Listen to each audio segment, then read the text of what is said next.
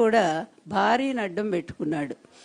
అంటే మొదటి నుంచి ఇతని రాజకీయ విధానాలు ఎలా ఉంటాయో చూడండి. అప్పుడు ఆమె ప్రెగ్నెంట్లో ఉన్నారు భువనేశ్వరి గారు. ఇదే ఈ మహానుభావుడు, ఇప్పుడు ఈ మహామేధా ఉన్నాడు లోకేష్, ఈ మహామేధా ఉన్నాడు. అప్పుడు ఆమెను అడ్డం పెట్టుకొని ఆమెను పంపించి తండ్రి దగ్గర రాయబారం చేయించి మెల్లగా పార్టీలోకి వచ్చాడు. ఎందుకంటే ద క్యామిల్ అండ్ డిజార్ట్ అనే స్టోరీ మనం చిన్నప్పుడే చదువుకున్నాం, మీ అందరికి గుర్తుంటుంది. 7th క్లాస్లో మన నాంటేల్లో వస్తుంది అది. ఏది మన వంటె ప్లస్ ఎడారి.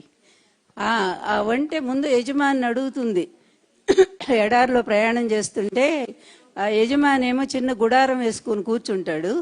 అప్పుడు వంటి బ్రతిమలాడుతుంది, యజమాని నాకు కొంచెం చలిగా అనిపిస్తుంది, గుడారంలో కొద్దిగా చోటు ఇవ్వరా అంటే పాపం కానీ జాలిపడి తలవరికి పెట్టుకో, ఎక్కువ లేదు ప్లేస్ అని చెప్తాడు.